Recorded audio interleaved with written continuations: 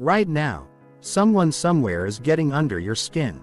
Maybe it's your boss who takes credit for your work, your partner who never listens, or that person on social media who just has to argue with everything you post. And here's what's happening in your brain at this exact moment. Stress hormones are flooding your system. Your heart rate is spiking and you're giving away your mental peace to someone who probably isn't even thinking about you. But what if I told you that the most powerful people in the world have mastered something that you can learn in the next 20 minutes? They figured out how to become completely unbothered by other people's actions. Not because they're cold or emotionless, but because they understand something about human psychology that most people never learn. Today, you're going to discover the exact mental framework that allows you to stay calm when others try to provoke you, maintain your emotional equilibrium when people mistreat you, and actually use difficult people as fuel for your own growth. This isn't about suppressing your emotions or pretending things don't bother you. This is about rewiring your brain to respond from a place of strength instead of reacting from a place of weakness. Chapter 1. Why people have so much power over your emotions. The reason people can trigger you so easily isn't because you're weak or overly sensitive. It's because your brain is doing exactly what it was designed to do. Protect you from threats. But here's the problem. Your primitive brain can't tell the difference between a saber-toothed tiger and a sarcastic comment from your coworker. Both activate the same ancient survival circuits that kept your ancestors alive. When someone criticizes you, dismisses your ideas, or treats you unfairly, your amygdala, the brain's alarm system, immediately sounds the danger signal. Within milliseconds, stress hormones like cortisol and adrenaline flood your bloodstream. Your heart rate increases, your muscles tense up, and your prefrontal cortex, the part of your brain responsible for rational thinking, goes offline. This is why you can't think clearly when you're triggered. This is why you say things you later regret. This is why you replay conversations in your head for hours afterward. But it gets worse. Every time you react emotionally to someone's behavior, you're actually strengthening these neural pathways. You're training your brain to be more sensitive to triggers, not less. Neuroscientists call this sensitization. The more you practice a response, the more automatic it becomes. So, if you've been getting triggered by the same types of people or situations for years, it's not because you're not trying hard enough to stay calm. It's because you've inadvertently trained your brain to react this way. The most damaging part isn't even the initial trigger. It's what happens next. When you're emotionally hijacked, you make decisions from a place of fear, anger, or hurt. You might lash out and damage relationships. You might withdraw and miss opportunities. You might ruminate for hours, replaying the situation and making yourself miserable. Meanwhile, the person who triggered you has moved on with their day, completely unaware of the mental chaos they've created in your head. This is why emotional triggers are so insidious. They don't just affect you in the moment. They ripple out and contaminate other areas of your life. You might snap at your family because your boss was difficult. You might avoid taking risks because someone once criticized your ideas. You might hold grudges that poison your relationships for years. The person who triggered you gets to live rent-free in your head, influencing your decisions and limiting your potential. Most people think the solution is to avoid difficult people or situations. But that's impossible and ineffective. Difficult people are everywhere, and if you're going to achieve anything meaningful in life, you're going to encounter criticism, rejection, and mistreatment. The real solution is to change your relationship with these triggers. Instead of seeing them as threats to avoid, you need to see them as opportunities to build psychological strength. Think about physical fitness for a moment. Your muscles don't grow when you're comfortable. They grow when they're stressed. When you lift weights, you're actually creating tiny tears in your muscle fibers. It's the process of healing from this stress that makes your muscles stronger. Your emotional resilience works the same way. Every trigger is an opportunity to strengthen your psychological muscles. Every difficult person is a chance to practice emotional regulation. Every challenging situation is training for the bigger challenges that lie ahead. The people who seem naturally unbothered by others aren't born with some special gene that makes them immune to triggers. They've simply learned to reframe their relationship with difficult people and situations. They understand that getting triggered is a choice, not an automatic response. They know that other people's behavior says everything about them and nothing about you. And most importantly, they've trained their brains to respond instead of react. Chapter 2. The hidden cost of being emotionally reactive. Most people have no idea how much their emotional reactivity is costing them. They think getting triggered is just a minor annoyance, a momentary loss of composure that doesn't really matter in the long run. But the truth is far more serious. Emotional reactivity doesn't just steal your peace of mind. It systematically destroys your potential, sabotages your relationships, and keeps you trapped in patterns that prevent you from becoming the person you're capable of being. Let's start with what happens in your brain when you're chronically reactive. Every time you get triggered, your body floods your system with stress hormones. This isn't just uncomfortable, it's literally toxic. Chronic stress shrinks the prefrontal cortex, the part of your brain responsible for executive function, emotional regulation, and complex thinking. At the same time, it enlarges the amygdala, making you even more sensitive to triggers. So, the more you react emotionally, the less capable you become of thinking clearly and the more likely you are to react emotionally in the future. It's a vicious cycle that gets worse over time, but the cognitive damage is just the beginning. Chronic emotional reactivity rears havoc on your physical health. Studies show that people who frequently experience anger, frustration, and stress have higher rates of heart disease, stroke, and immune system dysfunction. They age faster, sleep worse, and die younger. When you let other people trigger you, you're not just giving them power over your emotions. You're giving them power over your physical health and longevity. The career consequences are equally devastating. Emotionally reactive people are passed over for promotions, excluded from important projects, and often labeled as difficult to work with. They burn bridges with colleagues, make impulsive decisions that hurt their reputation, and miss opportunities because they're too busy managing their emotional chaos. Meanwhile, their calmer colleagues advance steadily, not because they're more talented, but because they're more emotionally regulated.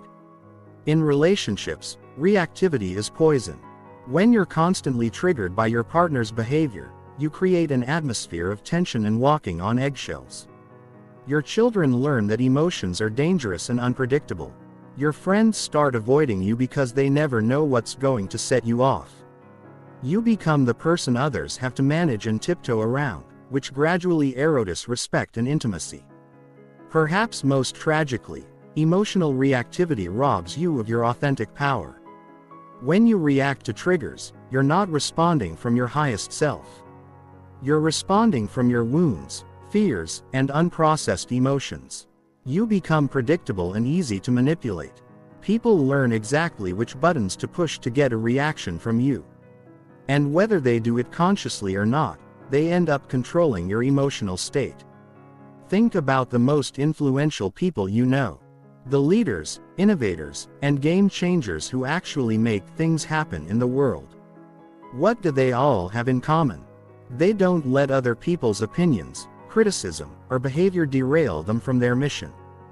They've learned to stay centered and focused regardless of external circumstances. This isn't because they don't care what people think. It's because they understand that their emotional state is their responsibility, not anyone else's.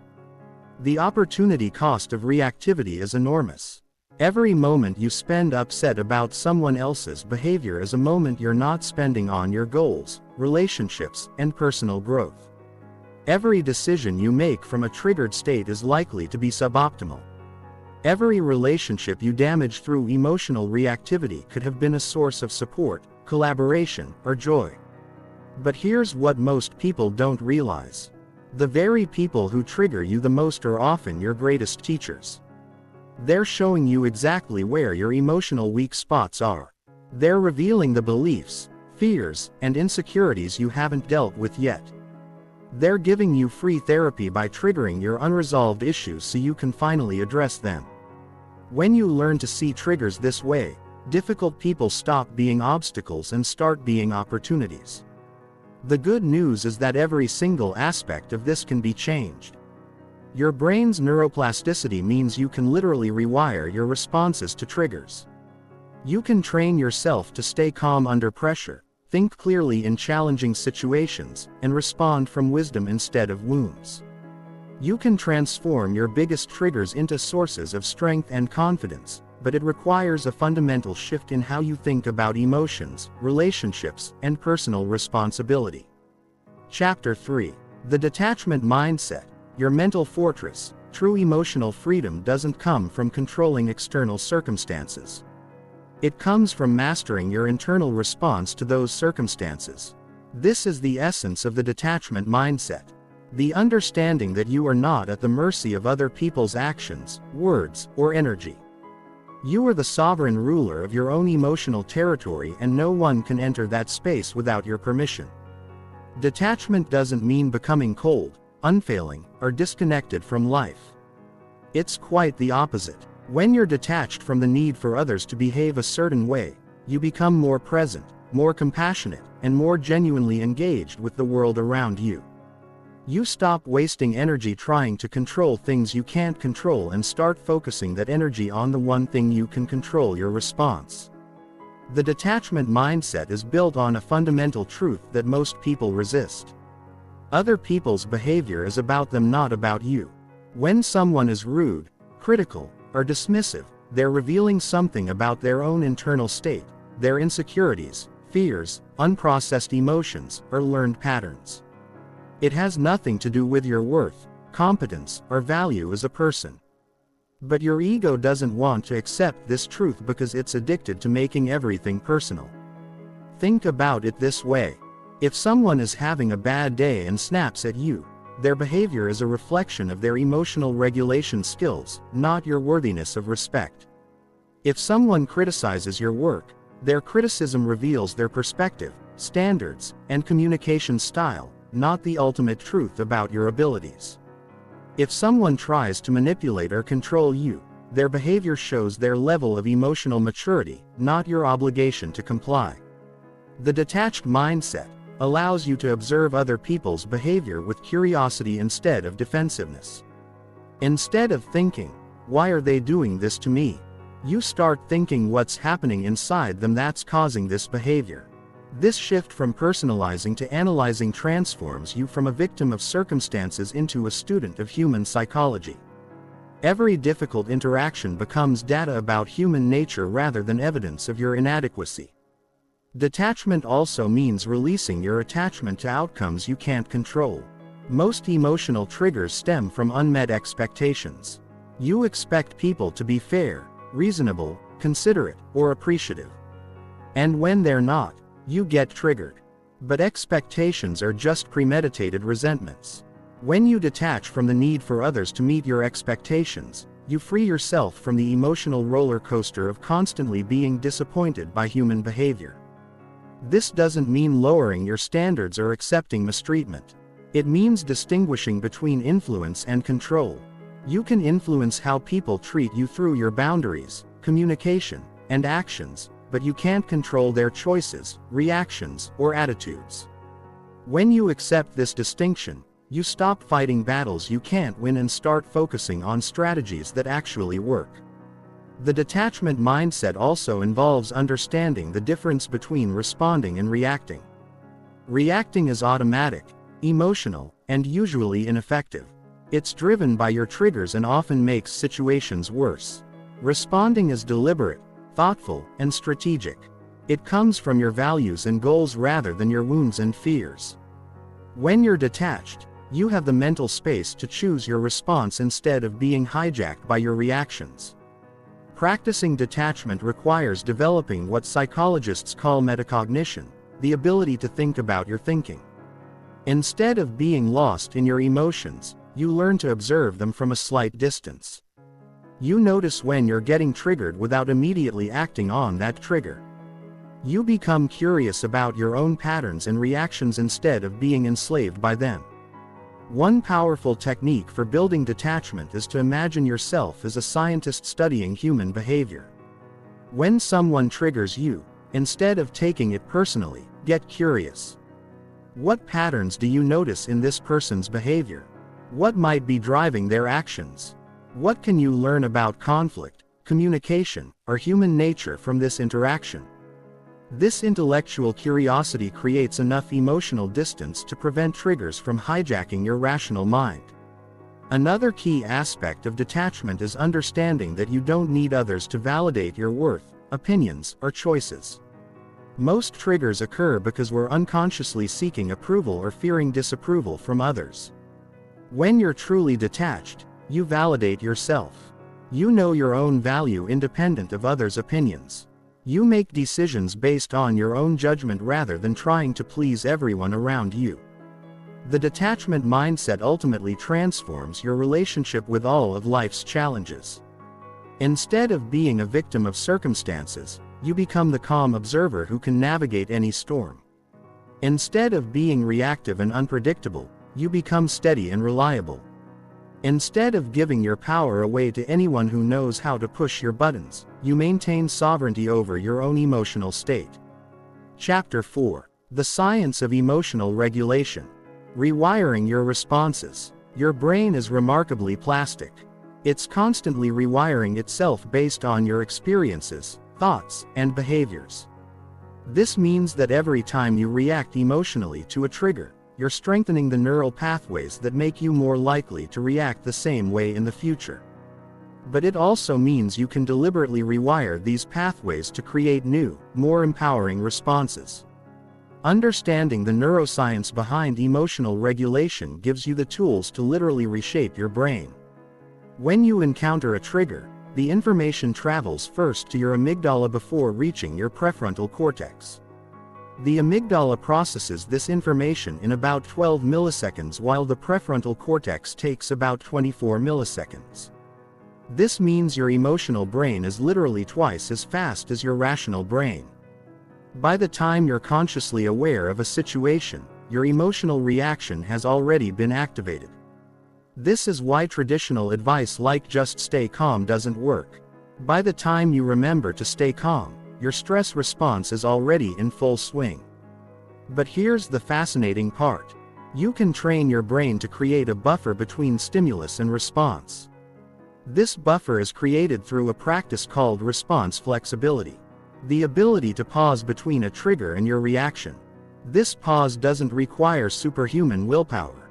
It requires understanding how your brain works and using specific techniques to work with its natural patterns rather than against them. The first technique is physiological regulation.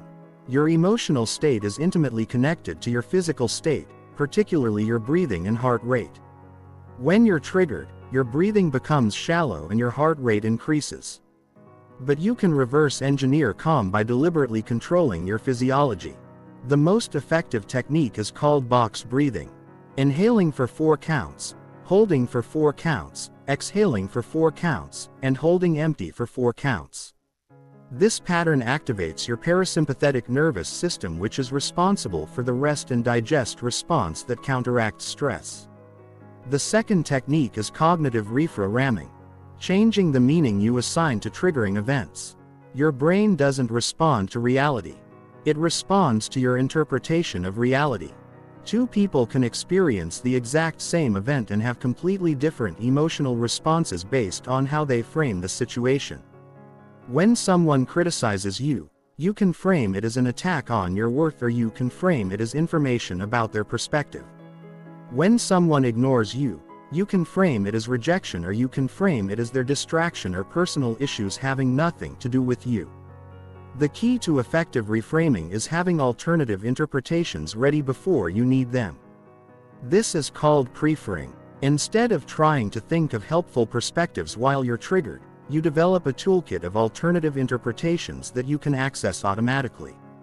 For example, when someone is rude to you, your preframes might include they're having a difficult day. They're dealing with stress I don't know about. This is about their emotional regulation, not about me. For this is an opportunity to practice staying calm. The third technique is what neuroscientists call labeling.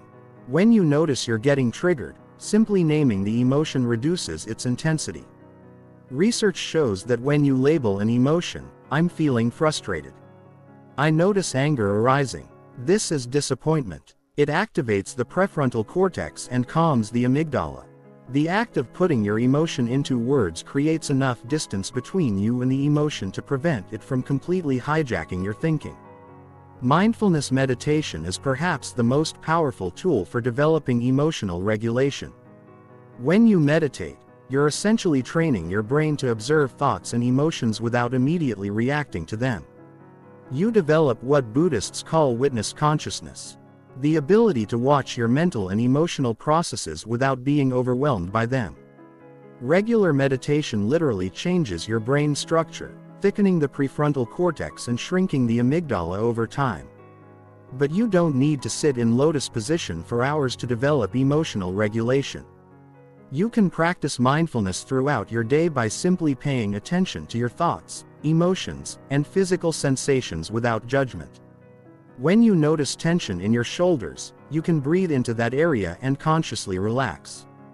When you notice anxious thoughts, you can observe them like clouds passing through the sky rather than getting caught up in their content. Another powerful technique is called temporal distancing, imagining how you'll feel about the triggering situation in different time frames. Ask yourself, how important will this be in a week, in a month, in a year? This perspective shift activates the prefrontal cortex and reduces the emotional charge of present moment triggers. Most things that feel enormously important when we're triggered turn out to be relatively insignificant in the broader context of our lives. The practice of emotional regulation also involves building tolerance for discomfort. Many people react to triggers because they can't tolerate the uncomfortable sensations that arise in their body. They need to do something, anything, to make the discomfort go away. But learning to sit with discomfort without immediately trying to escape it builds tremendous emotional resilience. You realize that emotions, no matter how intense, are temporary. They arise, peak, and naturally subside if you don't feed them with resistance or reactive behavior. Progressive muscle relaxation is another valuable technique. When you're triggered, your body holds tension in specific areas, usually your jaw, shoulders, and stomach. By systematically tensing and then releasing different muscle groups, you can teach your body how to release stress and return to a state of calm. This physical relaxation sends signals to your brain that you're safe, which helps regulate your emotional response. Chapter 5. Reframing triggers as growth opportunities. The most profound shift in dealing with difficult people comes when you stop seeing triggers as problems to avoid and start seeing them as opportunities for growth. This isn't just positive thinking or spiritual bypassing. It's a practical recognition that the people who challenge you the most are often the ones who contribute most to your emotional development, self-awareness, and personal strength. Every trigger reveals something important about your inner landscape. It shows you where you still have emotional work to do, what beliefs need updating, and which areas of your personality need strengthening. When someone's criticism stings more than it should, it reveals an area where your self-confidence could be stronger. When someone's behavior makes you feel powerless, it shows you where you need to develop better boundaries. When someone's success makes you feel inadequate, it highlights insecurities you haven't addressed. Think of triggers as your personal feedback system. They're like emotional X-rays that reveal the fractures in your psychological armor. Without this feedback, you might go through life unaware of your weak spots only to have them exploited in crucial moments when the stakes are higher. The person who triggers you in a low-stakes situation is actually preparing you for high-stakes situations where emotional regulation could make the difference between success and failure. This reframe transforms your relationship with difficult people entirely. Instead of dreading encounters with challenging individuals, you can approach them with curiosity and even gratitude. They're providing you with free training in emotional resilience, conflict resolution, and self-mastery. They're helping you develop skills that will serve you in every area of your life. Leadership, relationships, parenting, and personal achievement. Consider how athletes use resistance training to build strength. They don't avoid heavy weights because they're uncomfortable. They seek them out because they know that progressive resistance is what builds muscle. Emotional triggers work the same way. Each time you successfully regulate your emotions in the face of a trigger, you're building psychological muscle.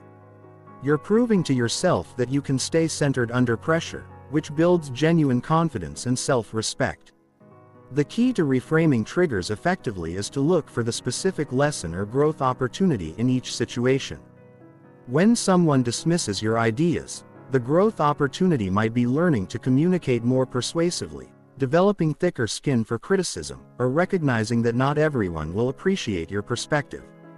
When someone tries to manipulate you, the growth opportunity might be strengthening your boundaries, improving your ability to detect manipulation, or practicing assertive communication. This approach also helps you develop compassion for difficult people. When you understand that their challenging behavior often stems from their own unhealed wounds, unmet needs, or immature coping mechanisms, it becomes easier to respond with wisdom rather than reactivity. You realize that hurt people and their behavior is more about their internal struggle than about you personally. One powerful reframing technique is to ask yourself, what would someone who has already mastered this challenge do in this situation? This question immediately shifts you out of victim mode and into growth mode. Instead of focusing on how unfair or difficult the situation is, you start focusing on how you can handle it more skillfully. You begin to embody the person you want to become rather than reacting from who you used to be.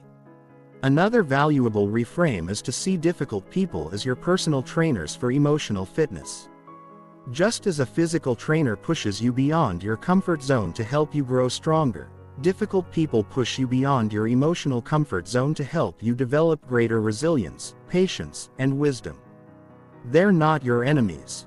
They're unknowing allies in your personal development journey. The practice of finding lessons in triggers also develops a crucial life skill: the ability to extract value from any situation.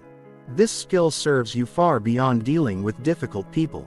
It helps you bounce back from failures faster, learn from mistakes more effectively, and maintain optimism in the face of setbacks. You become someone who can find opportunity in any challenge and strength in any struggle. Reframing triggers as growth opportunities also prevents you from taking other people's behavior too personally. When you're focused on what you can learn from a situation, you're less likely to get caught up in ego battles or emotional drama. You maintain your perspective and emotional equilibrium because you're playing a different game. Not the game of being right or being liked, but the game of becoming stronger and wiser. This shift in perspective often creates a paradoxical effect. When you stop being triggered by difficult people, they often start treating you better. When you're no longer reactive, you're no longer as interesting to manipulate. When you respond with calm confidence instead of defensiveness, you command more respect.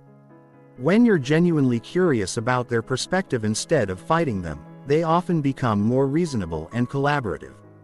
Remember that personal growth is not a destination, but a lifelong journey. There will always be new triggers to work with, deeper levels of emotional mastery to develop, and more sophisticated ways to handle challenging people and situations. Each trigger is an invitation to level up, to become more of who you're capable of being. The person who can remain calm, centered, and responsive in the face of any challenge is someone who can achieve anything they set their mind to. Chapter 6. Building psychological boundaries that can't be crossed. The most emotionally resilient people have something that reactive people lack: unshakable psychological boundaries. These aren't just rules about what behavior you'll accept. They're internal structures that protect your emotional well-being regardless of how others choose to behave. When you have strong psychological boundaries, other people's dysfunction bounces off you instead of penetrating your emotional core. Most people think boundaries are about controlling others. But that's backwards. Real boundaries are about controlling yourself. Specifically controlling your responses to other people's choices. When someone violates your boundary, the boundary isn't what stops them. It's what determines how you respond. A person with weak boundaries gets pulled into drama, arguments, and emotional chaos. A person with strong boundaries remains centered and chooses their response strategically. The first type of boundary you need is an energy boundary. This means you don't absorb other people's emotions as if they were your own. Many people are emotional sponges. They walk into a room and immediately pick up on everyone else's stress, anger, or anxiety. They think this makes them empathetic, but it actually makes them ineffective. You can't help someone who's drowning if you jump in the water and start drowning, too. Energy boundaries require you to distinguish between empathy and emotional contagion. Empathy means you understand what someone else is feeling without feeling it yourself. Emotional contagion means their emotions literally infect your emotional state. When you maintain energy boundaries, you can recognize that someone is upset, angry, or stressed without allowing their emotional state to contaminate yours. You remain a calm, stable presence that can actually help them regulate instead of adding to the chaos. Building energy boundaries starts with recognizing that you have a choice about which emotions you allow into your system. When someone comes to you angry, you don't have to become angry, too. When someone is panicking, you don't have to panic. When someone is being dramatic, you don't have to join the drama. You can acknowledge their emotional state without adopting it as your own. One powerful technique for maintaining energy boundaries is called emotional deflection. When someone directs negative emotions toward you, instead of absorbing them, you mentally deflect them back to their source. You recognize that their anger, criticism, or manipulation is information about their internal state, not a command for you to feel a certain way. Their emotions are like rain. You can acknowledge the weather without standing in it and getting soaked. The second crucial boundary is a responsibility boundary. This means you take complete responsibility for your own emotions, reactions, and life outcomes while refusing to take responsibility for other people's emotions, reactions, and life outcomes. Most triggers occur because people have confused boundaries about responsibility.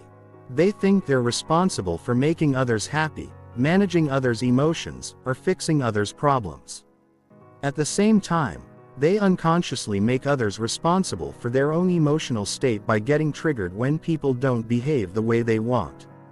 Responsibility boundaries require you to release the illusion that you can control how others feel or behave. You can influence others through your actions and communication, but you cannot control their choices or emotional responses. When you truly accept this, you stop trying to manage other people's emotions and start managing your own. You stop walking on eggshells to avoid setting people off and you start speaking and acting from your authentic truth. This boundary also means refusing to be held emotionally hostage by other people's reactions. Some people use their emotions as weapons.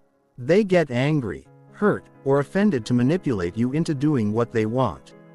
When you have strong responsibility boundaries, you can acknowledge their emotional reaction without feeling obligated to change your behavior to soothe them. Their emotions are their responsibility to manage, not yours to fix. The third essential boundary is a meaning-making boundary. This means you decide what things mean instead of automatically accepting other people's interpretations of reality. When someone calls you selfish, lazy, or incompetent, they're offering their interpretation of your behavior. You don't have to accept their interpretation as truth. You can consider their perspective, extract any useful feedback, and maintain your own assessment of yourself and your actions. Meaning-making boundaries prevent you from giving others the power to define your worth, capabilities, or identity. You become the author of your own story instead of letting others write your narrative for you. This doesn't mean you ignore all feedback or become arrogant and closed-minded. It means you filter input through your own judgment and values rather than automatically accepting whatever story others tell about you. The fourth boundary is an attention boundary. This means you control where you focus your mental energy rather than allowing others to hijack your attention with their drama, demands, or dysfunction. Your attention is your most precious resource. Where you focus your attention determines the quality of your experience and the direction of your life.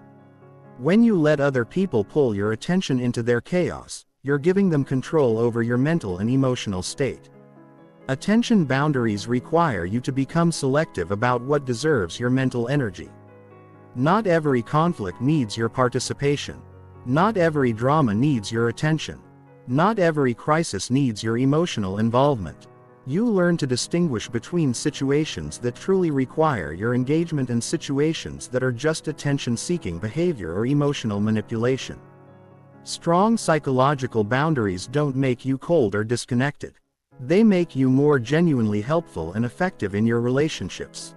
When you're not constantly triggered, drained, or pulled into other people's dysfunction, you have more emotional resources to offer support when it's truly needed.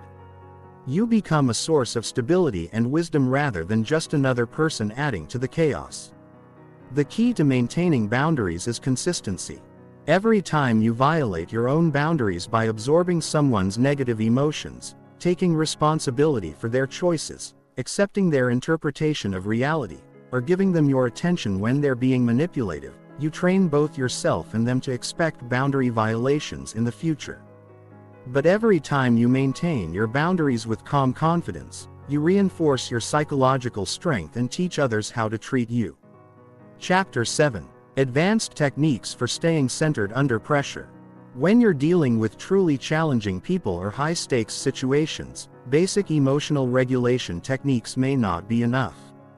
You need advanced mental strategies that work even when you're under intense pressure, facing persistent provocation, or dealing with skilled manipulators.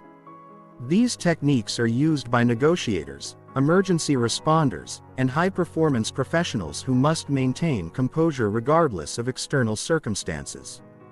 The first advanced technique is called emotional Aikido. In martial arts, Aikido teaches you to redirect an opponent's force rather than meeting it with force. Emotional Aikido works the same way. Instead of resisting or fighting someone's negative energy, you redirect it in a way that serves you. When someone comes at you with anger, instead of matching their anger or trying to calm them down, you redirect their energy by getting curious about their perspective. When someone tries to provoke you with insults, you redirect by focusing on what their behavior reveals about them rather than taking it personally. The key to emotional Aikido is remaining fluid rather than rigid. Rigid responses create resistance and escalation. Fluid responses absorb and redirect energy without creating friction. For example, if someone accuses you of being incompetent, a rigid response might be to defend your competence or attack their credibility. A fluid response might be, "It sounds like you have some concerns about my approach. Help me understand what specific results you're looking for." This redirects their attack energy into constructive dialogue. The second technique is perspective stacking. This involves rapidly shifting through multiple perspectives on the same situation to prevent any single interpretation from triggering you. When someone treats you rudely, you might stack these perspectives. This person is having a difficult day. They might be dealing with problems I know nothing about. This is teaching me patience. This is practice for handling more challenging situations. Their behavior says nothing about my worth. And this is actually useful feedback about their character. By rapidly cycling through multiple perspectives, you prevent your mind from fixating on the most triggering interpretation. You also train your brain to automatically generate alternative explanations for people's behavior, which builds emotional resilience over time. The goal isn't to find the right perspective, but to maintain cognitive flexibility and emotional stability. The third advanced technique is strategic vulnerability. Most people think vulnerability makes them weak and targetable, but strategic vulnerability actually makes you less triggerable and more influential. When you're comfortable acknowledging your mistakes, limitations, or emotional responses, you take away others' power to use these things against you. If someone tries to embarrass you by pointing out your flaws, you can disarm them by agreeing, "You're absolutely right. I do struggle with that sometimes. I'm working on improving it." Strategic vulnerability also builds authentic connection and trust. When you're not defensive or pretending to be perfect, people feel safer around you. They're more likely to be honest and collaborative rather than adversarial. Paradoxically, showing appropriate vulnerability makes you appear more confident and self-assured, not less. The fourth technique is temporal anchoring. This involves mentally anchoring yourself to a broader time frame when dealing with triggers in the moment. When someone's behavior is getting under your skin, you remind yourself of your long-term goals, values, and vision for your life. You ask yourself, how does this moment fit into the bigger picture of who I'm becoming?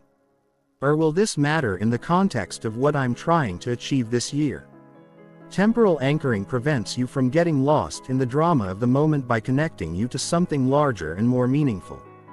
It helps you maintain perspective when emotions are running high and makes it easier to respond strategically rather than reactively.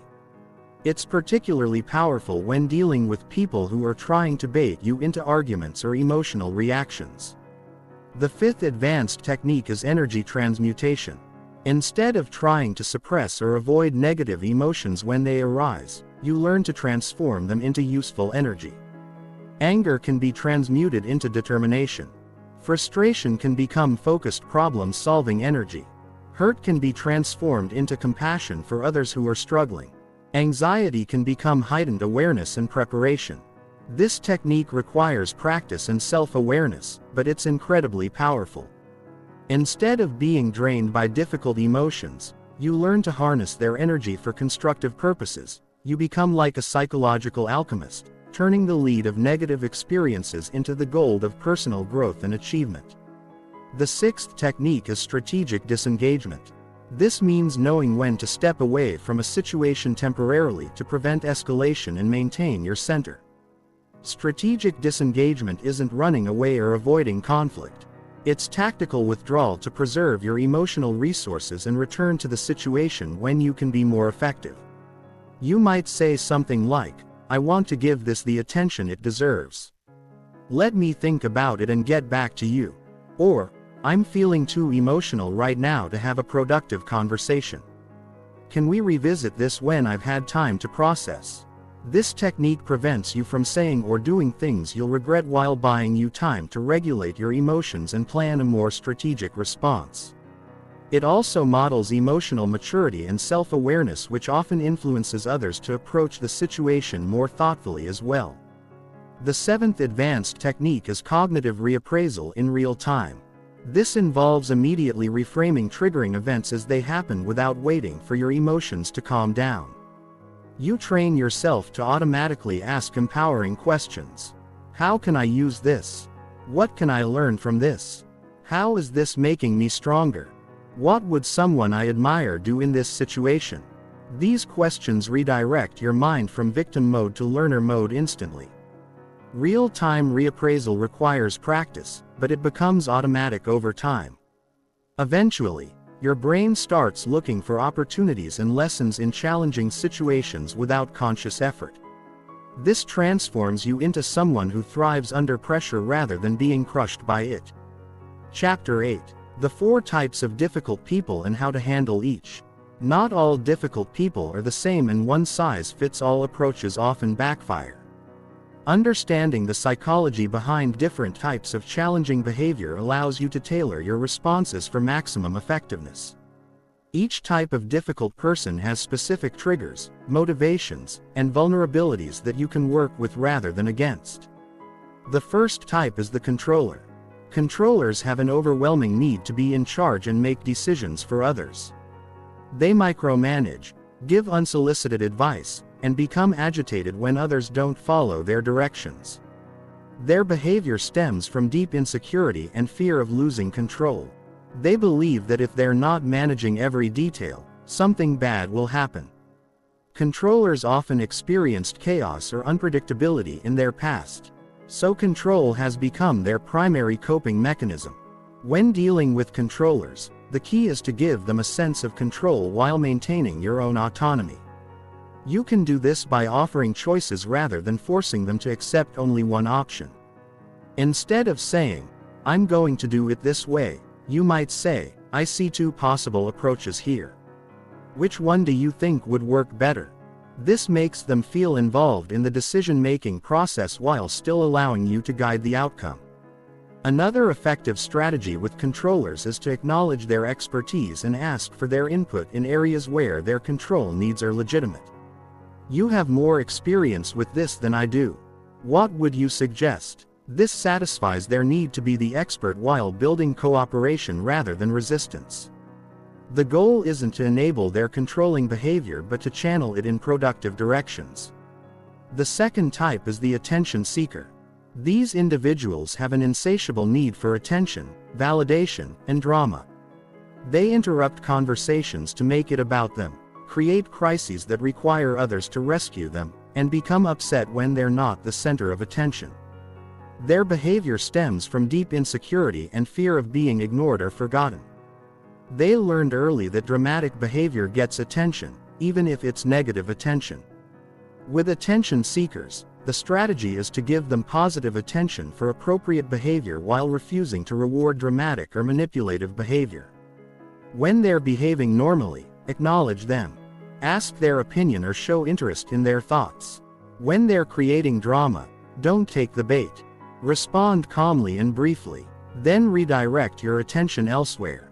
For example, if an attention seeker creates a crisis and demands immediate help, you might respond, "That sounds stressful. Let me know what you decide to do about it." This acknowledges their situation without getting pulled into their drama. You're showing that you care without enabling their attention-seeking behavior. The third type is the critic. Critics have a compulsive need to point out flaws, mistakes, and problems. They rarely offer praise or encouragement, and they seem to find fault with everything. Their behavior usually stems from perfectionism, fear of failure, or low self-esteem. They criticize others as a way of feeling superior or protecting themselves from criticism. Often they're hardest on others in areas where they're most insecure about themselves when dealing with critics. Resist the urge to defend yourself or criticize them back. Instead, thank them for their input and ask clarifying questions. "Thanks for pointing that out. What specifically would you suggest to improve it?" This approach disarms their criticism by treating it as helpful feedback rather than an attack. It also forces them to be constructive rather than just destructive. You can also use the agree and redirect technique with critics. Find something in their criticism that you can legitimately agree with, then redirect the conversation towards solutions. "You're right that this could be improved. What if we tried?"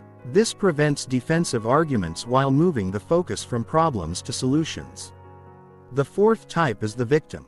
Victims see themselves as powerless and believe that everything bad that happens to them is someone else's fault. They complain constantly but resist solutions, preferring to stay stuck in their problems rather than take responsibility for changing them. Their behavior stems from learned helplessness and secondary gains. The attention, sympathy, and excuse from responsibility that comes with being a victim with victims. The key is to refuse to enable their helplessness while showing compassion for their struggles. Don't try to solve their problems for them, but don't dismiss their feelings either. Instead, ask questions that encourage them to think about their own power and options. "That sounds really difficult. What do you think your options are? Or what would need to change for this situation to improve?" Avoid giving advice to victims unless they specifically ask for it because they'll usually reject it and explain why it won't work. Instead, listen empathetically, but don't get pulled into endless problem discussions. Set time boundaries around these conversations. "I have about 10 minutes to talk. What's the most important thing you want me to know?" Remember that people often combine elements of multiple types and their behavior may change depending on stress levels, circumstances, or their relationship with you. The key is to stay flexible and adjust your approach based on what you observe working in each specific situation. Understanding these patterns also helps you avoid taking their behavior personally. When you recognize that the controller's need to manage you stems from their own anxiety, the attention seeker's drama comes from their insecurity. The critic's negativity reflects their perfectionism, and the victim's complaints come from their sense of powerlessness. You can respond with strategic compassion rather than reactive frustration. Most importantly, maintain your own boundaries and well-being. Regardless of which type you're dealing with, you can understand someone's psychology and respond skillfully without sacrificing your own emotional health or enabling their dysfunction. The goal is always to interact in a way that preserves your peace of mind while maximizing the chances of a positive outcome. Chapter 9. The power of non-reactive responses that disarm any attack. When someone attacks you verbally, criticizes your character, or tries to provoke you into an argument, your response in that moment determines whether the situation escalates or de-escalates. Most people either fight back, which creates more conflict, or shut down, which can be seen as weakness. But there's a third option that few people know about. The non-reactive response that completely disarms the attack and often transforms the entire dynamic. Non-reactive responses work because they refuse to play the game that the other person is trying to start. When someone attacks you, they're unconsciously expecting you to defend, counterattack, or collapse. These are the only responses they know how to handle. When you respond with calm curiosity, genuine concern for their well-being or strategic vulnerability, you break the pattern they're expecting and force them to shift into a different mode of interaction. The first type of non-reactive response is the curious inquiry. When someone makes a hostile or critical comment, instead of defending yourself or attacking back, you respond with genuine curiosity about their perspective. That's interesting. Help me understand what you mean by that. Or, it sounds like you have some strong feelings about this. Can you tell me more about where that's coming from? This response is powerful because it transforms you from an adversary into an investigator. You're no longer someone they need to fight. You're someone who's interested in understanding them. Most people are so rarely truly listen to that. When you respond with genuine curiosity, their hostility often melts away and is replaced by a desire to be understood. The key to making curious inquiry work is that your curiosity must be genuine, not sarcastic or condescending. You're not trying to trap them or make them look foolish. You're genuinely interested in understanding their perspective, even if you disagree with it. This requires letting go of your ego's need to be right and embracing the possibility that you might learn something valuable from their point of view. The second type of non-reactive response is emotional validation. This means acknowledging the emotions behind someone's words without necessarily agreeing with their content. It sounds like you're really frustrated about this, or I can see that this is important to you. You're validating their right to have feelings without validating their behavior or agreeing with their perspective. Emotional validation is incredibly disarming because most people attack when they feel unheard or misunderstood. When you acknowledge their emotional state, you're meeting their deeper need for recognition, which often eliminates their need to attack. They feel seen and heard, which is usually what they were trying to achieve through their aggressive behavior. The third type is strategic agreement. This involves finding something in their criticism or attack that you can legitimately agree with, then using that agreement as a bridge to more productive dialogue. If someone says you never listen to anyone, you might respond, "You're right that I could be better at listening. I value your input and I want to make sure I understand your perspective. Can you help me understand what specifically makes you feel unheard?" Strategic agreement works because it removes the adversarial dynamic instead of fighting about whether their accusation is true. You're working together to solve the underlying problem. It also demonstrates emotional maturity and self-awareness, which often inspires the other person to respond more maturely as well. The fourth type is concerned redirection. This involves expressing genuine concern for the person's well-being and redirecting the conversation away from attack mode. It seems like something's really bothering you. Is everything okay? Or you seem stressed about something bigger than this. Do you want to talk about what's really going on? This response works because it recognizes that most attacks are not really about the surface issue. They're usually the result of stress, frustration, or unmet needs in other areas of the person's life. When you address the underlying emotional state rather than the surface attack, you often discover what's really driving their behavior. The fifth type is graceful deflection. This involves acknowledging their comment without engaging with its hostile intent, then smoothly redirecting to more constructive territory. I appreciate you sharing your thoughts. What would you like to see happen differently? Or, I hear that you're not happy with how things are going. What would a better outcome look like for you? Graceful deflection allows you to acknowledge their communication without getting pulled into defensive arguments or personal attacks. You're staying focused on problem solving and solution finding rather than getting lost in who's right or wrong. The sixth type is transparent vulnerability. This involves honestly acknowledging your own feelings or limitations in response to their attack. I have to admit that stings to hear. I'm working on that area of my life and I know I'm not perfect. Can you help me understand how I can improve? Or I can see that I've upset you and that wasn't my intention. What can I do to make this right? Transparent vulnerability is perhaps the most powerful non-reactive response because it requires tremendous courage and creates immediate intimacy and connection. It's very difficult for someone to maintain an attacking stance when you respond with honest vulnerability. It transforms the dynamic from conflict to collaboration almost instantly. The key to all non-reactive responses is timing and authenticity. If you use these techniques manipulatively or sarcastically, they'll backfire. They work because they come from a place of genuine desire to understand, connect, and resolve the underlying issue.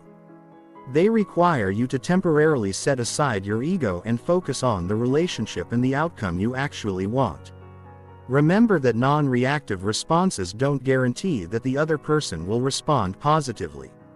Some people are so committed to conflict that they'll reject your attempts at de-escalation. But even in those cases, you'll have maintained your dignity, demonstrated emotional maturity, and avoided getting pulled into unnecessary drama. You'll also have given yourself and any observers a clear picture of who's actually interested in resolution and who's just looking for a fight. Chapter 10. Building your circle of influence through emotional mastery. One of the most profound shifts that occurs when you master emotional regulation is the transformation of your social environment. As you become less reactive and more centered, you naturally attract different types of people into your life while repelling those who thrive on drama and dysfunction. This isn't about becoming elitist or judgmental.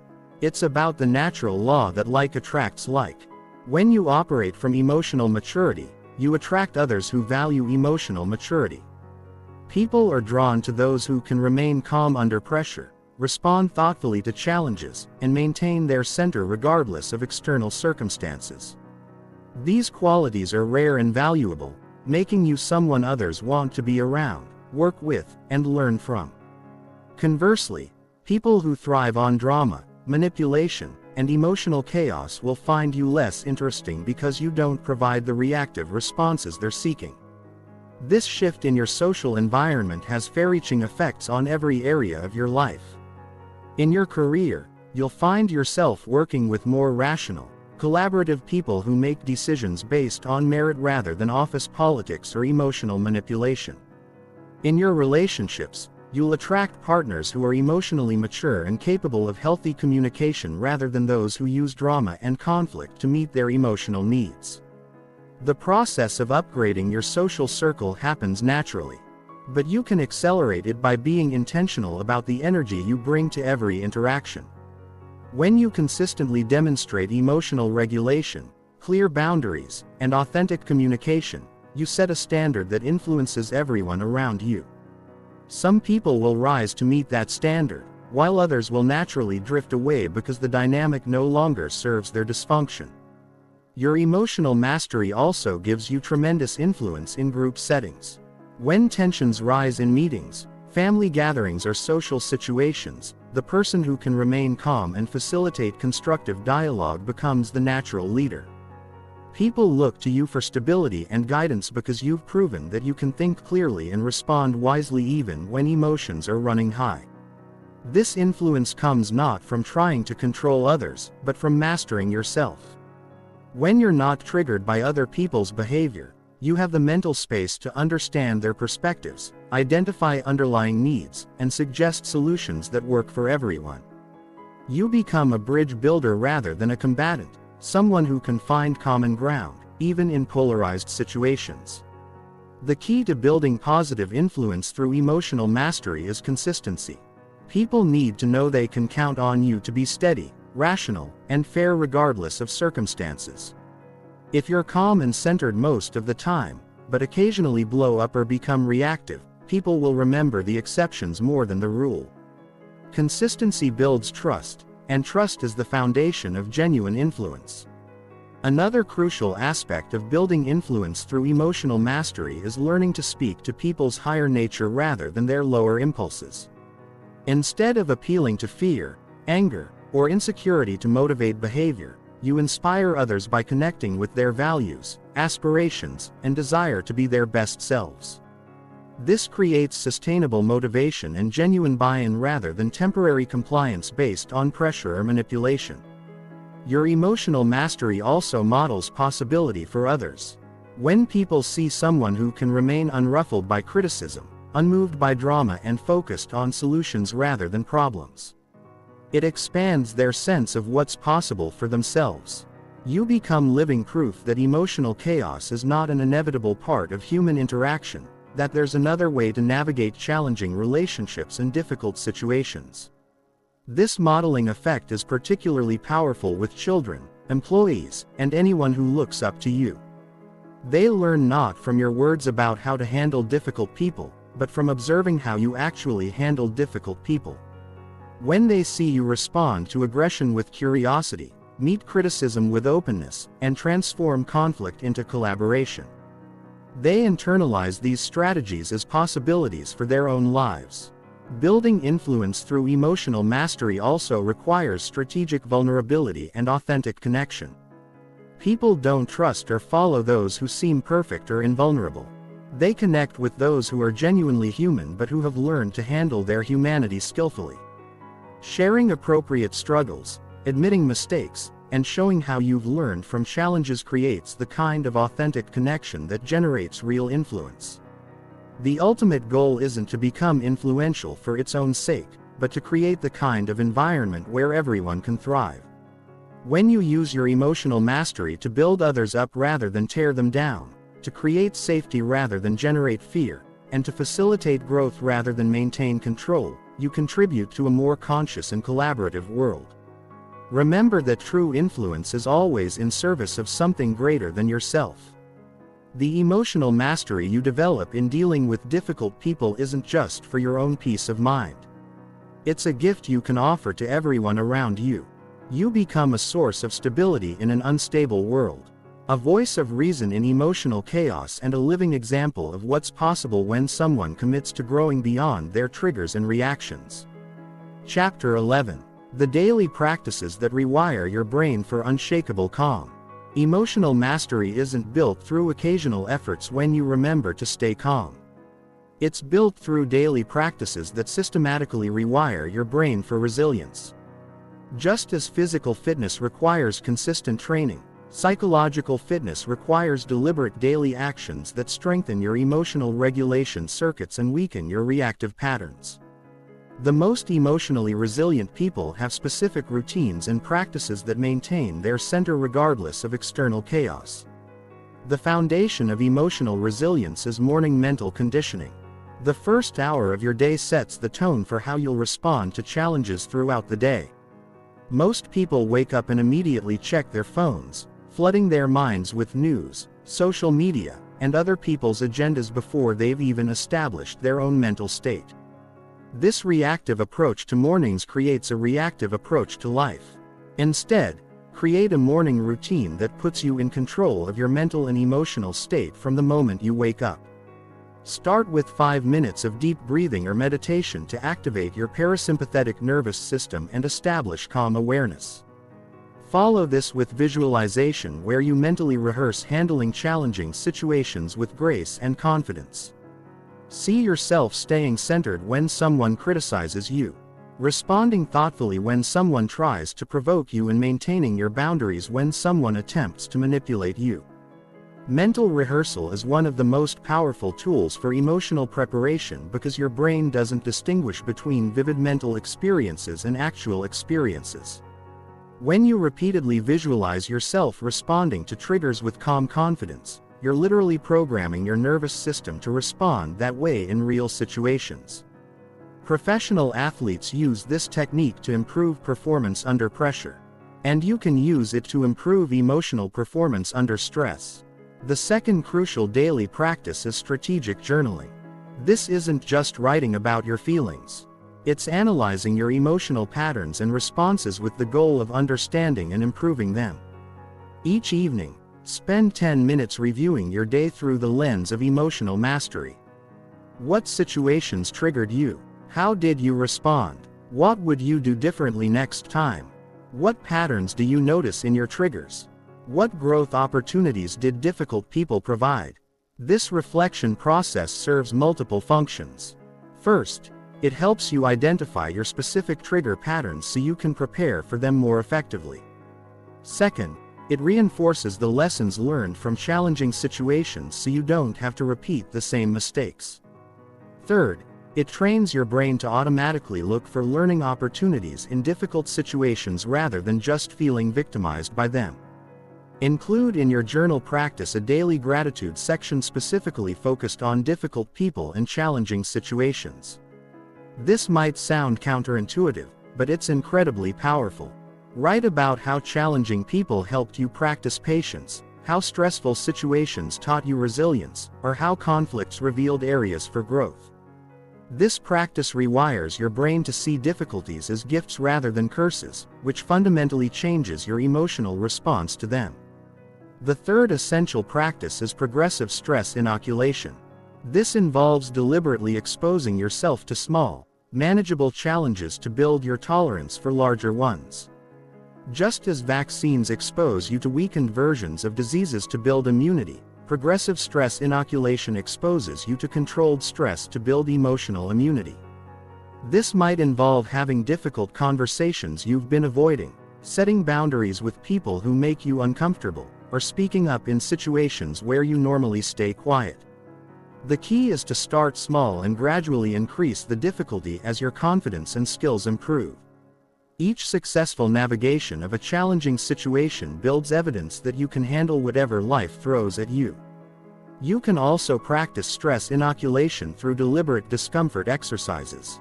Take cold showers to build tolerance for physical discomfort. Practice public speaking to build tolerance for social discomfort. Do challenging workouts to build tolerance for mental discomfort. These practices don't directly relate to emotional triggers, but they strengthen your general resilience and confidence in your ability to handle difficult situations. The fourth practice is mindful trigger observation. Throughout your day, pay attention to the moments when you feel your emotional state shifting. Notice the physical sensations that arise when someone says something that bothers you. Observe the thoughts that automatically arise when you encounter criticism. Watch how your energy changes when you're around different types of people. This observation practice creates what psychologists call metacognitive awareness, the ability to observe your own mental processes. Instead of being lost in your emotions, you develop the capacity to watch them arise and pass away. This awareness creates a buffer between trigger and response that allows you to choose your actions rather than being hijacked by automatic reactions. The key to mindful observation is maintaining curiosity rather than judgment. You're not trying to stop emotions from arising or criticizing yourself for having them. You're simply watching how your internal experience unfolds in response to external events. This curious scientific attitude toward your own emotions reduces their power to control you. The fifth daily practice is strategic social exposure. Instead of avoiding difficult people or challenging situations, deliberately seek them out in controlled doses. This doesn't mean surrounding yourself with toxic people, but it does mean not going out of your way to avoid every uncomfortable interaction. If there's someone at work who typically triggers you, make an effort to have brief, pleasant interactions with them. If there's a type of social situation that makes you anxious, attend one occasionally. If there's a kind of conversation you usually avoid, practice initiating one in a low-stakes environment. Each positive navigation of a typically challenging situation builds confidence and reduces the emotional charge of similar future situations. The sixth practice is energy management throughout the day. Monitor your emotional energy levels and take proactive steps to maintain them. This might involve taking short meditation breaks, doing breathing exercises during stressful moments, or physically removing yourself from draining situations before they overwhelm you. Learn to recognize the early warning signs that your emotional resources are getting depleted. Irritability, impatience, difficulty concentrating, or physical tension. When you notice these signs, take immediate action to restore your energy before you become reactive. This might be as simple as stepping outside for fresh air, doing some stretching, or listening to music that uplifts you. Energy management also involves being strategic about when you engage in challenging interactions. If possible, schedule difficult conversations for times when your emotional resources are highest, typically earlier in the day. Avoid making important decisions or having sensitive discussions when you're tired, hungry, or stressed from other situations. The seventh practice is evening integration and planning. Before bed, spend a few minutes integrating the lessons from your day and planning your approach for tomorrow. Review what worked well in challenging situations and what you want to improve. Set intentions for how you want to show up the next day. Visualize yourself handling potential challenges with grace and wisdom. This evening practice serves as both closure for the day and preparation for tomorrow. It ensures that you're continuously learning from your experiences and deliberately evolving your approach rather than repeating the same patterns indefinitely. It also helps you sleep better because you've processed the day's experiences rather than carrying unresolved emotional energy into your rest. Chapter 12. Transforming your relationship with criticism and rejection. Criticism and rejection are perhaps the most universal triggers that keep people trapped in reactive patterns. The fear of being judged, dismissed, or rejected drives most people leasing behavior, prevents authentic self-expression, and creates enormous stress in relationships and professional situations. But what if criticism and rejection weren't threats to be avoided, but valuable information to be processed? What if your response to negative feedback became a source of confidence rather than a source of anxiety? The first step in transforming your relationship with criticism is understanding why it triggers you so intensely. Criticism activates ancient survival circuits because for most of human history, being rejected by the tribe meant death. Your brain is wired to interpret social rejection as a physical threat, which is why criticism can feel almost physically painful. Understanding this helps normalize your emotional response while empowering you to override it with conscious choice. Most people have an unconscious belief that criticism means something terrible about them. That they're inadequate, unworthy, or fundamentally flawed. But criticism actually means something about the person giving it, their standards, preferences, emotional state, communication style, and relationship with you. When someone criticizes your work, they're revealing their criteria for good work, not delivering the ultimate truth about your abilities. When someone rejects your ideas, they're showing their perspective and priorities, not proving that your ideas lack value. This reframe immediately reduces the personal sting of criticism because you stop making it about your worth and start seeing it as information about the other person's internal experience. You can consider their feedback without accepting their judgment of your value as a person. You can extract useful insights without internalizing their emotional reaction as truth about yourself. The second transformation involves learning to separate feedback from delivery. Many people reject potentially valuable feedback because it's delivered harshly, rudely, or inappropriately. They get so triggered by how something is said that they can't hear what is being said. But developing emotional regulation allows you to filter content from delivery, extracting useful information regardless of how it's packaged. When someone gives you feedback in an attacking or condescending way, you can mentally translate it into more neutral language. If someone says you never pay attention to details, you can hear there are some detail-oriented areas where I think you could improve. If someone says your presentation was boring, you can hear this person prefers a different style of presentation. This translation process allows you to receive the potentially valuable core message without being derailed by the emotional wrapper. The third transformation is developing evaluation criteria for criticism. Not all feedback is equally valuable, and part of emotional maturity is learning to discriminate between criticism worth considering and criticism worth dismissing. Ask yourself, does this person have expertise or experience relevant to what they're criticizing? Do they have my best interests at heart, or are they projecting their own issues? Is their feedback specific and actionable, or vague and judgmental? Have they invested time in understanding my situation, or are they making superficial judgments? Criticism from mentors, experts in your field, or people who care about your growth deserves more consideration than criticism from random strangers, competitors, or people who are clearly projecting their own insecurities. You can listen respectfully to anyone's feedback without giving equal weight to all opinions.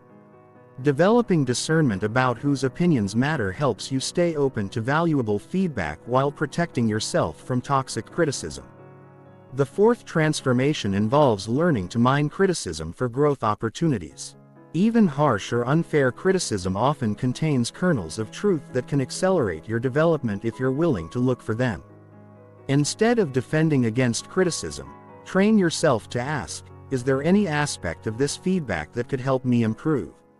What would need to be true for this criticism to be valid? How could I use this feedback to become better at what I do? This treasure hunting approach to criticism transforms it from a threat into a resource.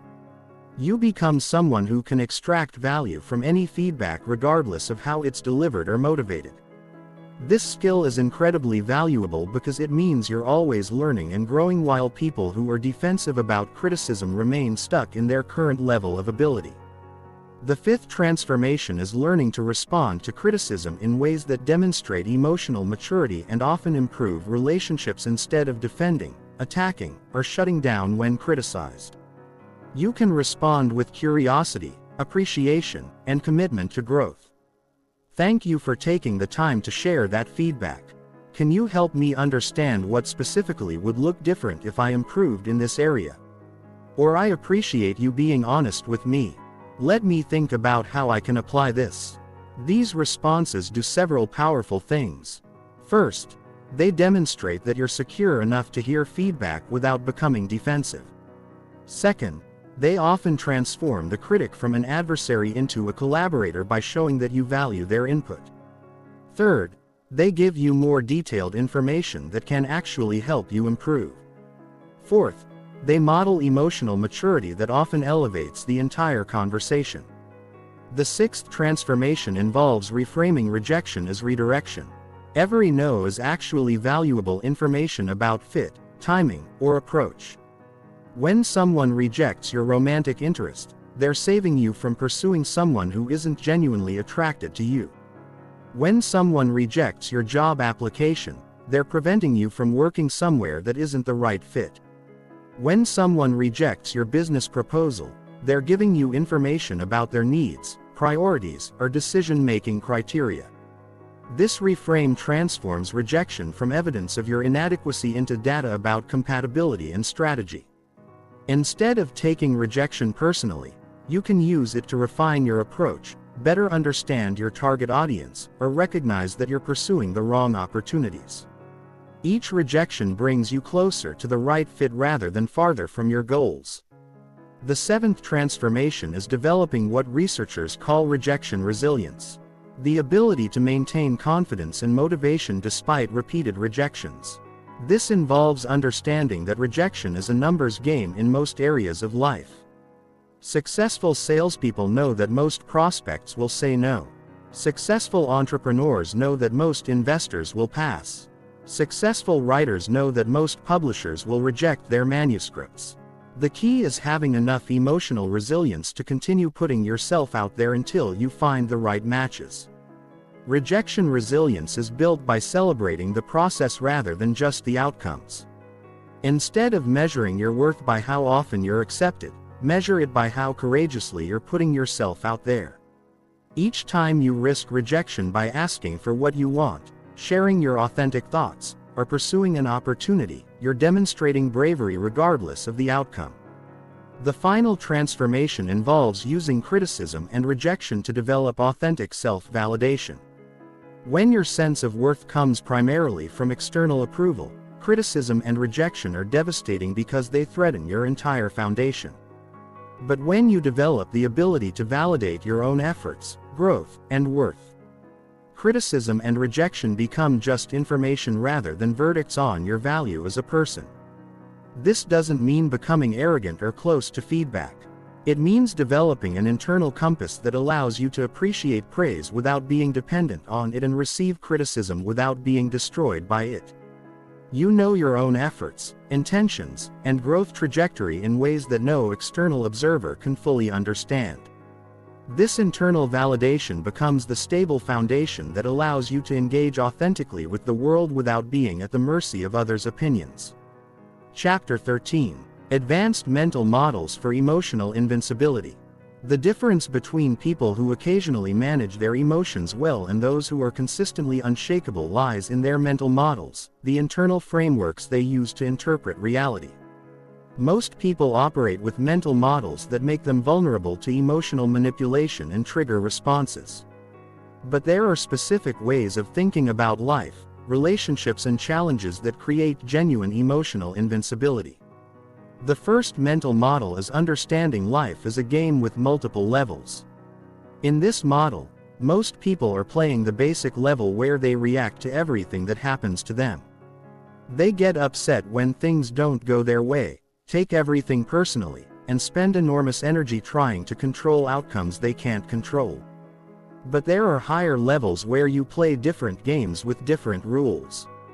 At the intermediate level, you realize that you can't control what happens to you, but you can control how you respond. You stop trying to manage other people's behavior and start managing your own reactions. At the advanced level, you realize that challenges and difficult people are actually opportunities to develop skills, strength, and wisdom. At the master level, you understand that every experience, pleasant or unpleasant, is contributing to your growth and evolution. This level's model prevents you from taking life's challenges personally because you understand that difficulties are part of the game, not evidence that something is wrong with you or your life. Just as a video game gets more challenging as you advance to higher levels, life presents greater challenges as you develop greater capacity to handle them. Instead of being frustrated by difficulties, you can appreciate them as signs that you're progressing.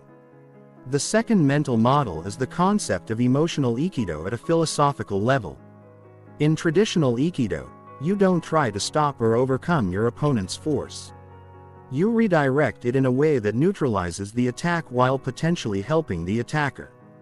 This principle applies perfectly to emotional conflict. Instead of trying to stop people from being difficult or forcing them to treat you differently, you learn to redirect their negative energy in ways that serve your growth and sometimes even helps them. When someone attacks your character instead of defending or counterattacking, you can redirect their energy by getting curious about what's driving their behavior. When someone tries to make you feel guilty, you can redirect by focusing on what healthy boundaries would look like in the relationship. When someone tries to provoke you into an argument, you can redirect by asking what outcome they're actually hoping for. This approach transforms conflicts from battles you can lose into opportunities for connection and growth.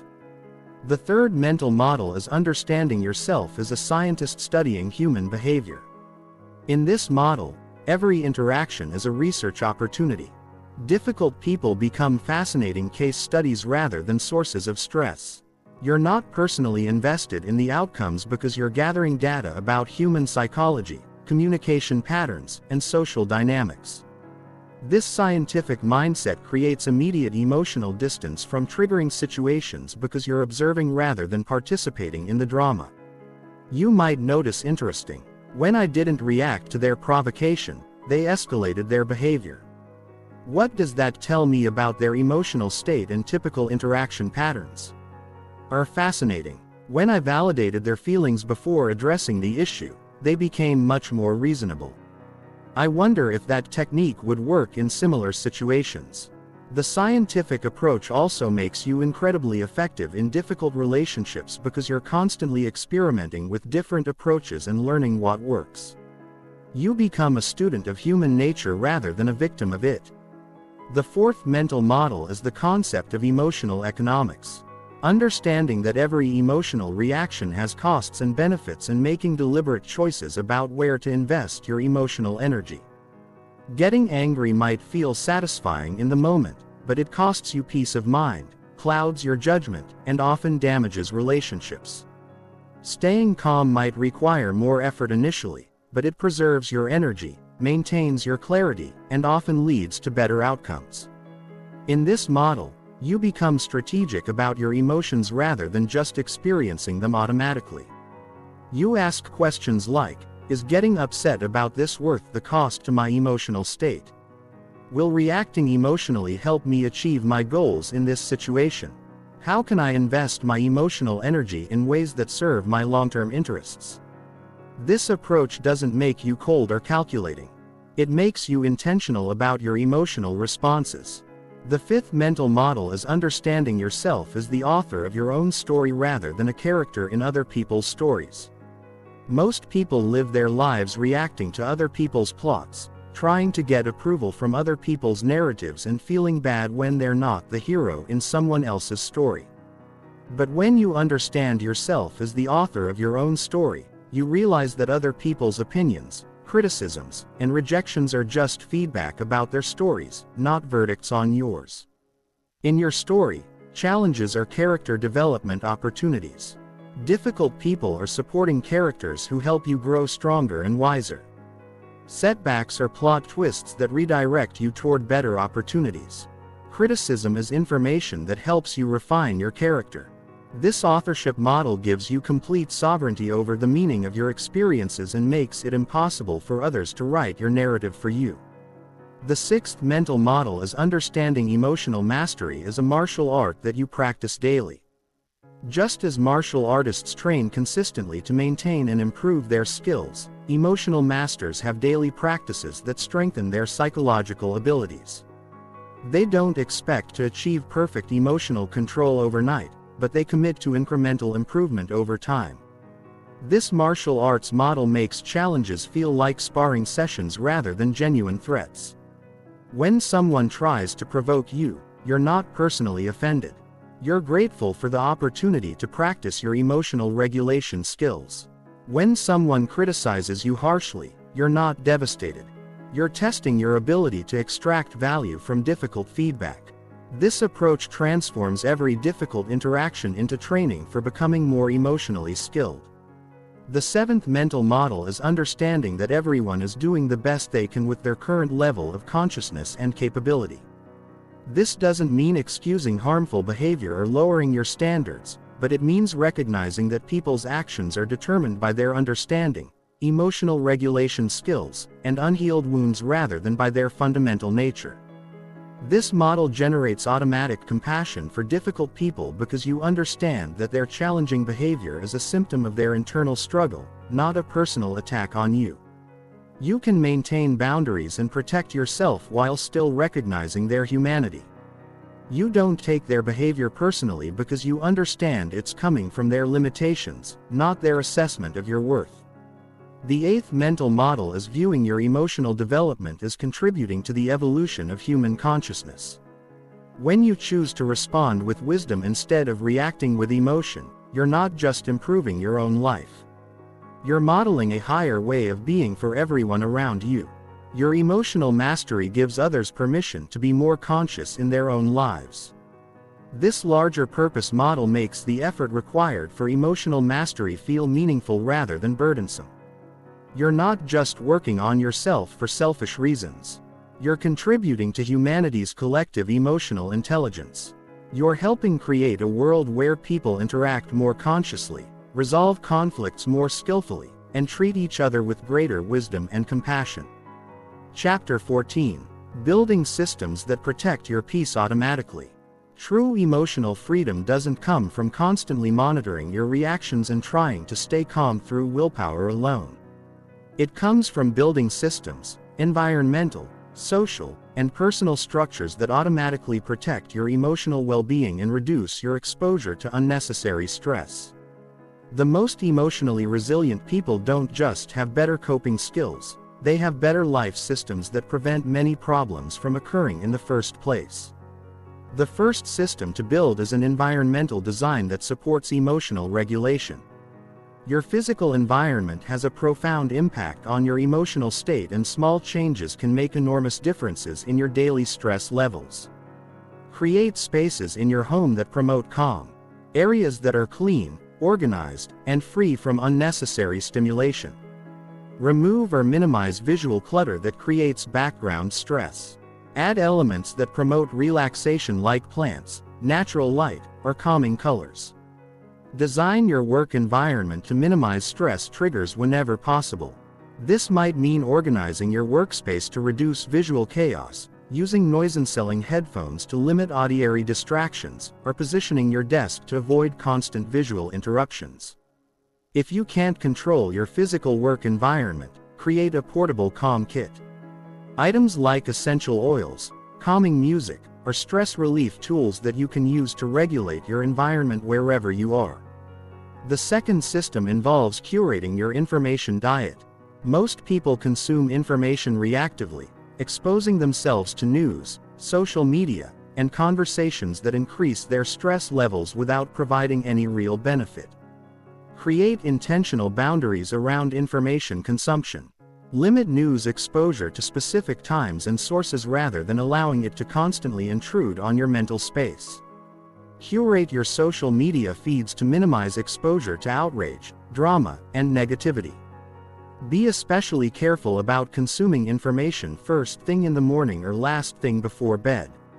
Your brain is most impressionable during these times, and starting or ending your day with stressful information creates a reactive mental state that colors your entire experience.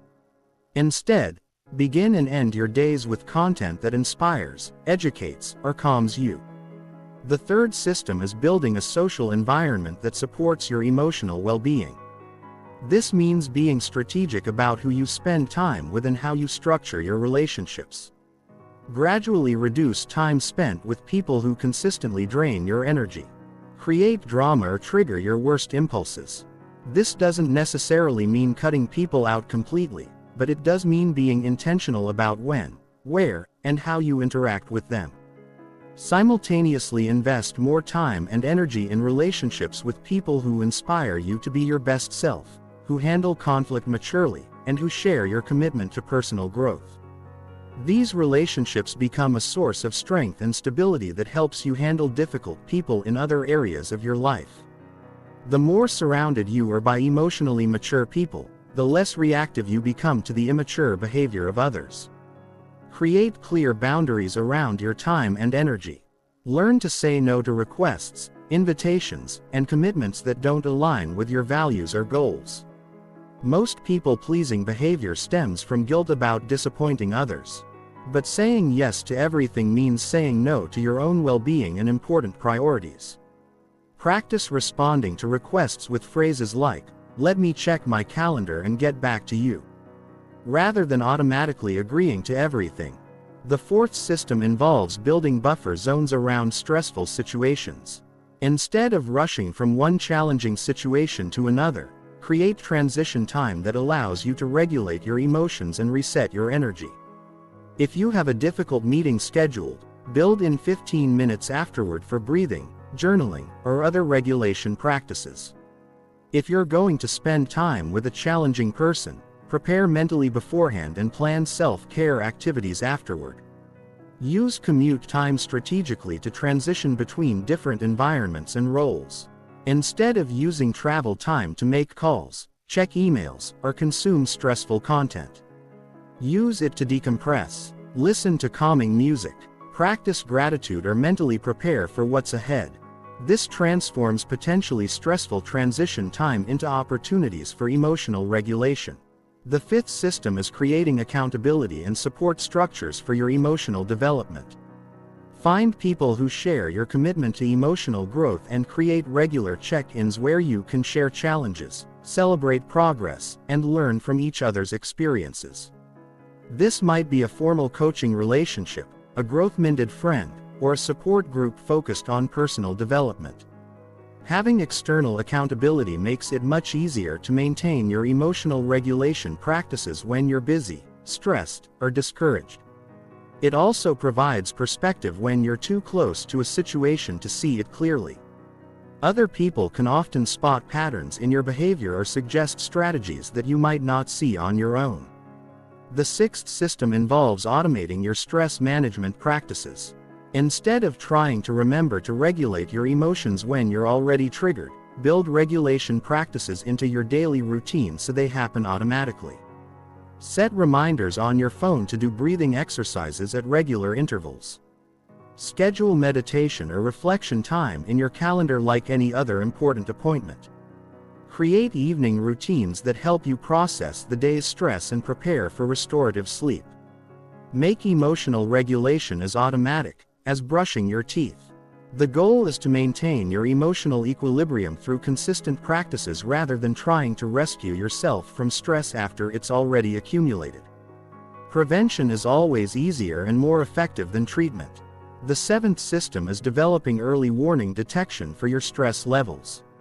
Learn to recognize the physical, mental, and emotional signals that indicate your stress is building before it reaches critical levels. This might include noticing muscle tension, changes in your breathing, irritability, difficulty concentrating, or changes in your sleep patterns. Once you can detect stress early, you can implement intervention strategies before your emotional state becomes overwhelming. This might mean taking a short break, doing some physical movement, calling a supportive friend, or practicing breathing exercises. The earlier you catch rising stress, the easier it is to manage. The eighth system involves creating recovery rituals for after difficult interactions or challenging days. Instead of just hoping you'll bounce back from stress naturally, have specific practices that help you restore your emotional equilibrium. This might include physical exercise, spending time in nature, creative activities, spiritual practices, or connecting with supportive people. Make these recovery rituals non-negotiable parts of your routine, especially after particularly challenging situations. Treat emotional recovery with the same seriousness you would treat physical recovery after intense exercise. Your emotional well-being requires intentional restoration, not just time passing. The ninth system is building financial and practical independence that reduces your vulnerability to emotional manipulation. When you're financially dependent on someone, it's much harder to maintain boundaries with them. When you lack practical skills or resources, you're more likely to tolerate poor treatment because you need other people's help. Invest in developing skills, building financial reserves, and creating independence in areas where dependence makes you vulnerable to mistreatment. This isn't about becoming completely self-sufficient, but about having enough autonomy to make choices based on what's healthy rather than what you can afford or manage. The final system is regularly updating and refining all your other systems. What works for you now might not work as your life circumstances change, as you grow and develop, or as you encounter new challenges. Schedule regular reviews of your emotional well-being systems to assess what's working, what needs adjustment, and what new strategies you might need to develop. Remember that building these systems takes time and experimentation. Start with one or two areas and gradually build more comprehensive support structures for your emotional well-being. The goal isn't perfection, but rather creating a lifestyle that naturally supports emotional regulation and reduces your exposure to unnecessary stress and drama. Chapter 15. Integration. Becoming unshakable in all areas of life. The ultimate goal of mastering emotional triggers isn't just to stay calm during conflicts or handle difficult people more effectively. It's to integrate these skills so completely into your life that emotional mastery becomes your natural way of being in the world.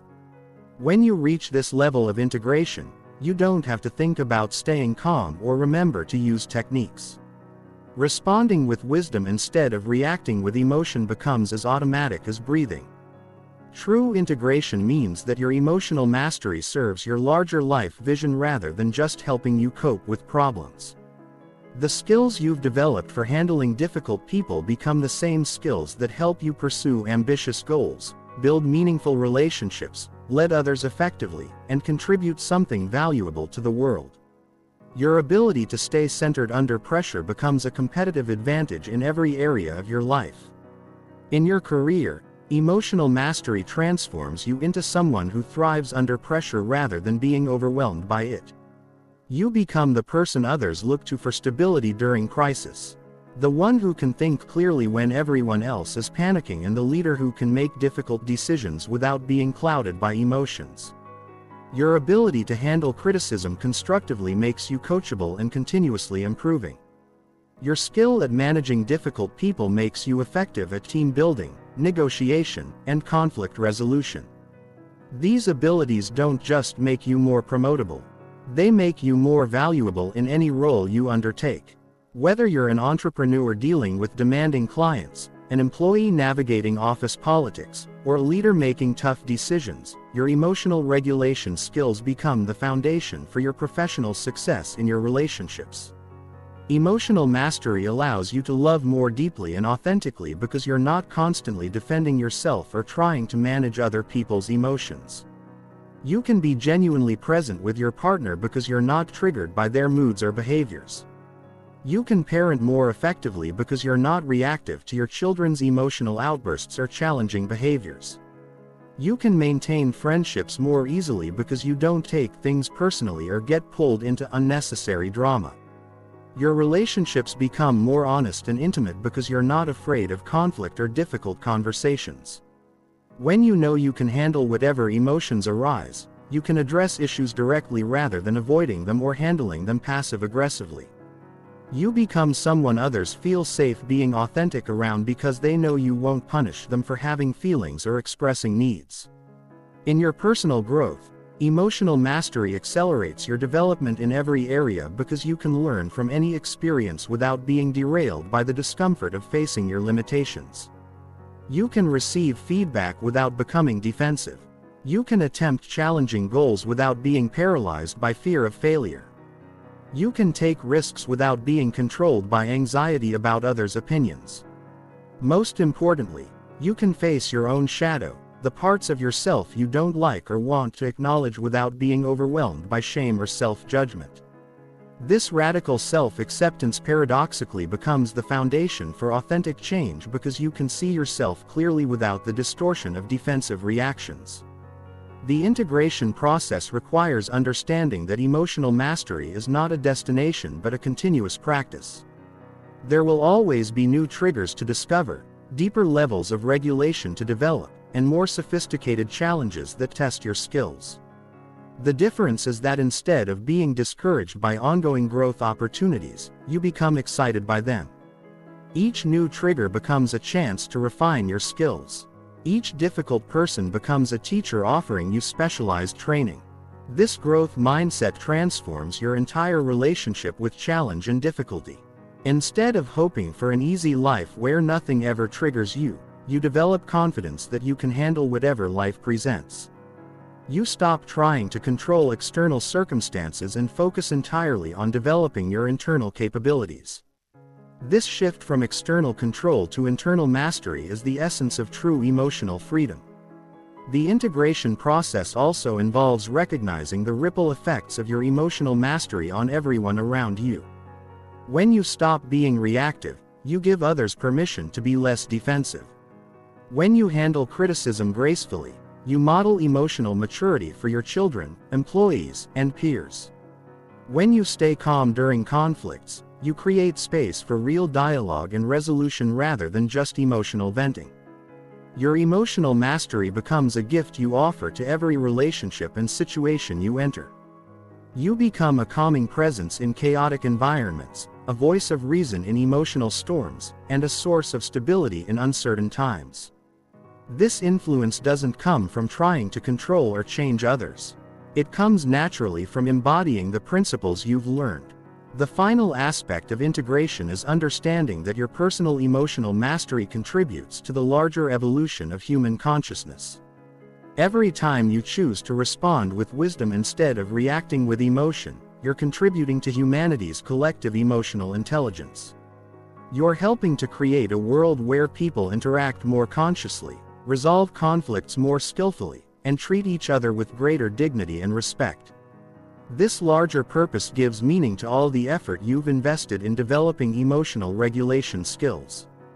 You're not just working on yourself for personal benefit.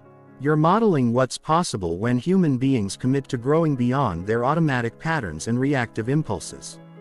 You're proof that people can change, that emotional mastery is achievable, and that there's a better way to navigate the challenges of human relationships. Remember that integration is not about becoming perfect or never experiencing difficult emotions.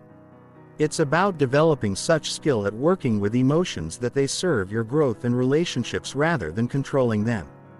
It's about becoming so comfortable with the full range of human experience that nothing can throw you off balance for long. When you reach this level of integration, you'll find that the very people who used to trigger you the most become some of your greatest sources of growth and even appreciation. Not because they've changed, but because your relationship to difficulty has transformed completely. You'll see clearly that every challenging person was actually a teacher in disguise. Every difficult situation was training for greater strength, and every trigger was an invitation to develop greater wisdom and compassion. This is the true reward of mastering your emotional triggers. Not just peace of mind, but the confidence and capability to engage fully with life. Knowing that whatever arises, you have the skills to handle it with grace. You become truly unshakable, not because nothing can disturb you, but because you know that even if something does disturb you, you have the tools to restore your center and learn from the experience. This unshockability becomes the foundation for a life of